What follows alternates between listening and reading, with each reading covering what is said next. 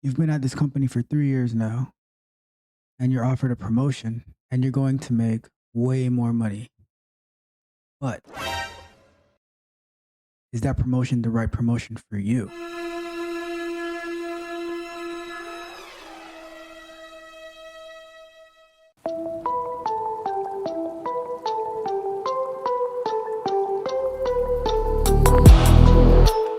There are some companies that they're very proprietary in the work that they do or into the software that they use or what they're building, right?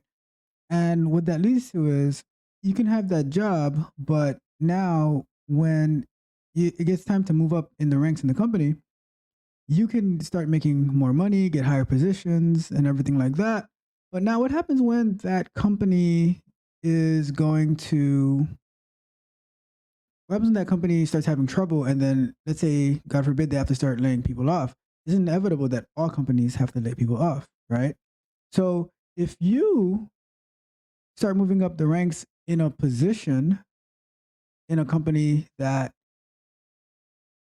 it's like the only position that only that company would have a position like that, what happens if they have to let you go? Now, all that money that you're making, you've probably become accustomed to that money that you're making to sustain your lifestyle. Now you go apply for other jobs and you're trying to get that same money, but they say you don't have any transferable skills. So we have to think about our careers in the big picture of what I'm doing. Is it easily marketable to other companies? Am I going down a road that I'm going to be trapped within this company with the amount of money that I'm making that I can't go anywhere else? So that's what you have to consider when the company that you're working for it's offering you more money, offering you a promotion. Is this also beneficial to me? Yes, I know that we have bills, we have family obligations and things like that.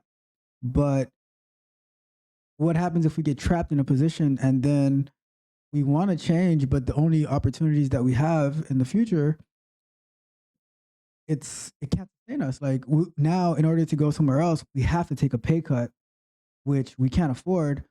Or if we get laid off, now we really have to take a pay cut because the type of work that we were doing is not transferable, and we can't use those skills that we have to get us that same amount of money.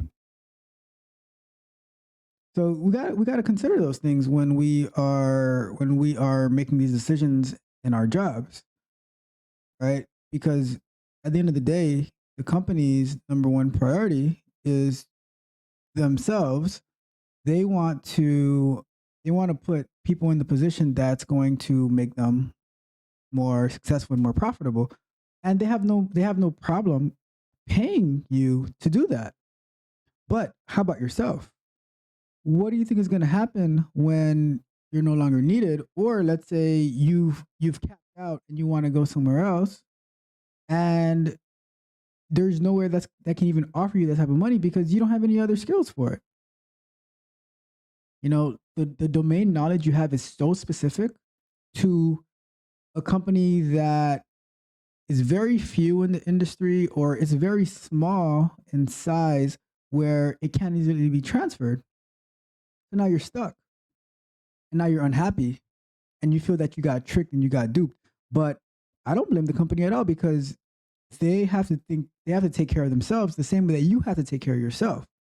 You can't expect a company to take care of you because you are your own responsibility the same way that they're their own responsibility.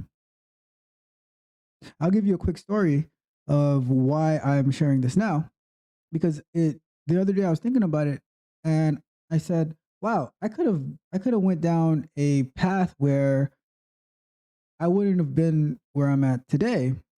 All right, so years ago, this has to be maybe 11 to 12 years ago. At the company that I was working for, their their technology was very proprietary, right? So they built some type of proxy system that would translate websites through a machine, right? And I started as a QA analyst, QA tester, and then so I was very technical, able to understand the CSS, the HTML, the JavaScript, had good working understanding with what a team that they call the web engineers. And the web engineers, they worked on processing content. Like they would process a JavaScript, they would process like CSS files and everything like that. But it was very specific to that. It was very specific to the technology, right?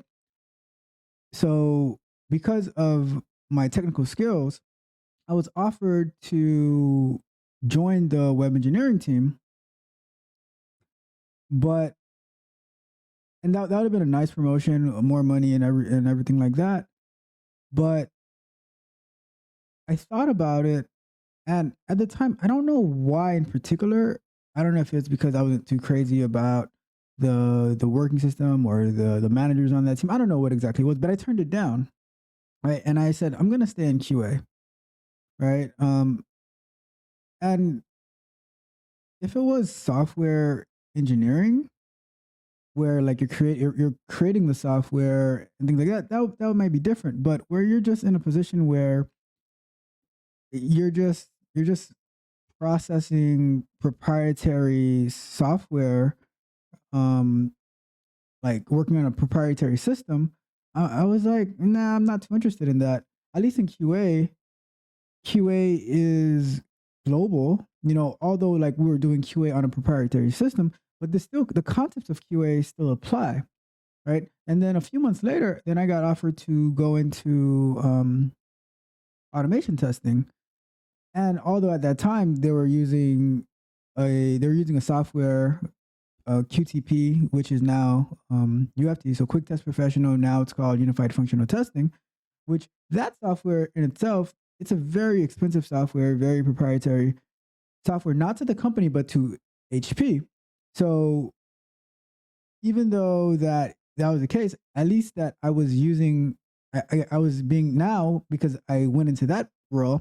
I was able to use a software that is pretty much global, and build skills using that, and also get better on my, like, not even get better, to learn automation, because I didn't know anything about automation at that point, but I got to learn automation. And with that, I started getting more familiar with automation, building like automation flows. And the person that I was working with, like they were doing automation for a long time, and they were going on vacation, so I got brought in. And then like a couple of months later, they were gone. I'm the only automation person, right? So now I have to figure this out. There's no one to ask help for. There's no person that can direct me in any ways. All I have is Google, right? So I Googled it, no big deal. And I figured it out, and I just grew and grew in the automation realm.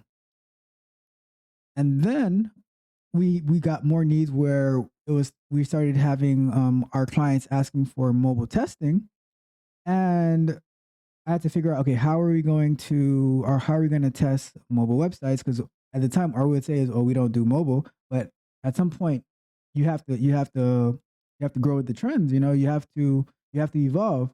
So I said, all right, we need to figure out how we're going to do automation testing on mobile devices, or on mobile browsers at least, right? So looking, QTP did not offer a good option at the time, and the options that they did offer, it was super expensive. I'm like, all right, this isn't going to work. Like, for the amount of clients that we had, and for the amount of websites that we needed to test, it just wasn't going to be efficient. We'd need like too many licenses and everything like that.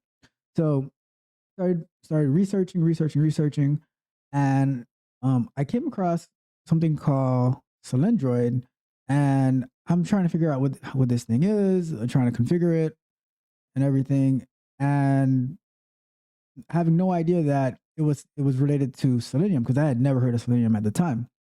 And I had no one to reference, no one to ask to, no one to ask, even though that I'm sure that it was super popular for a very long time.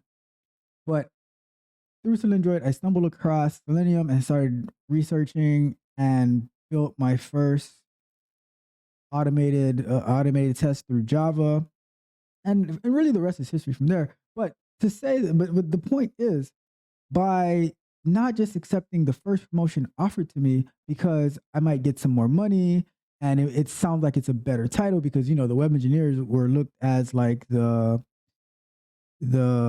cool kids, you know what I'm saying? And QA, all we do is report issues and we find problems and everything like that. QA is kind of sometimes seen as like the redheaded stepchild. But I don't see what's wrong with stepchildren. What's wrong with the redheads?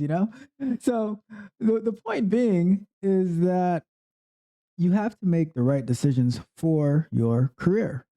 It's not just because they're offering you more money, because they will pay you a lot more money to do their proprietary work on their proprietary systems, but then it might leave you in a hole that you can't climb out of. And the only way for you to actually climb out of that hole is going to drain you of your of everything, like of your money, like the money that you're making is going to drain you of that.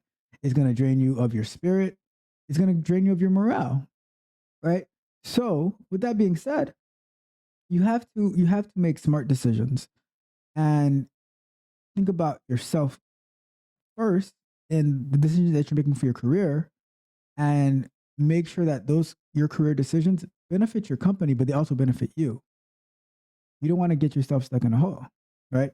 And just to finish up this Selenium story, now because I stuck with doing QA and then I got into QA automation. So for the past 14 years, I've been able to expand my knowledge, now going into understanding more about DevOps, Docker, AWS, and building like in engineering systems for QA, where if I had went the other route, I would be super stuck right now, and I couldn't be contributing to the QA community with so many different tools and so many different ideas, that just by turning down a promotion that wasn't going to be right for me and was going to have me trapped in a particular spot, I went the route to say, I'm going to hold off for a while and I'm going to dictate my own career. I'm not going to let a company dictate my career for me. So keep that in mind when you're being offered more money, nicer sounding positions. Make sure that what you decide, it's actually going to benefit you 5-10 years down the road, and not only 3 months or 3 years down the road. All right. So that was the story. Remember, not all promotions are good promotions, just like not all money is good money. And with that, until next time, friends.